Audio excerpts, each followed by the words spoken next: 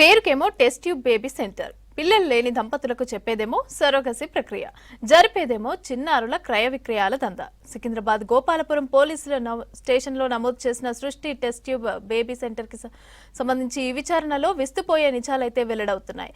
Surrogacy ప్రక్రియతో బేబీని ఇస్తానని సృష్టి సెంటర్ నిర్వాహకులు మోసాలు చేశారని పోలీసుల దర్యాప్తులో బయటపడుతున్నాయి.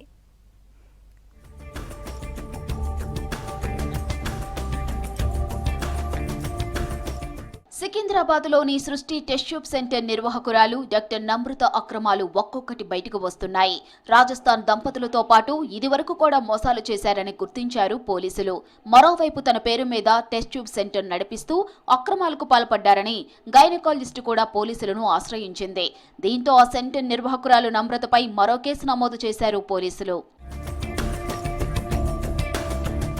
ఈ కేసులో 17 మందిని అరెస్టు చేయగా మరో 8 మందిని అదుపులో తీసుకున్నారు పోలీసులు. గతంలో చేసిన చట్ట వ్యతిరేక విధానాలకు పాల్పడడంతో లైసెన్స్ రద్దయింది. దీంతో సృష్టి టెస్ట్ ట్యూబ్ బేబీ సెంటర్ పేరుతో ప్రముఖ గైనకాలజిస్ట్ లెటర్ హెడ్ పై చికిత్స చేస్తున్నారు. పిల్లలు కావాలని వచ్చిన దంపతులకు సరోగసి, ఐవీఎఫ్ విధానాలతో పిల్లలు పొందేలా చేస్తామని నమ్మించి మోసాలకు పాల్పడుతుంది.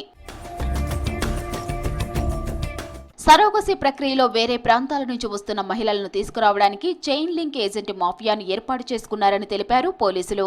ఒకరితో ఒకరికి లింకు లేకుండా జాగ్రత్తలు పడినట్లు పోలీసుల విచారణలో తేలింది. 80కు పైగా సరోగసి కేసుల్లో శిశువులను క్రయ విక్రయాలు జరిపారని నిందితులు అంగీకరించారని తెలిపారు పోలీసులు. ప్రధాన నిందితురాలు డాక్టర్ నమ్రతను మరోసారి విచారణ చేసేందుకు కోర్టును కస్టడీ కోరనున్నారు పోలీసులు. మహారాష్ట్ర, అహ్మదాబాద్, ఆంధ్రప్రదేశ్కు చెందిన గ్యాంగులతో నమ్రతకు ఉన్న లింకులపై దర్యాప్తు చేస్తున్నారు.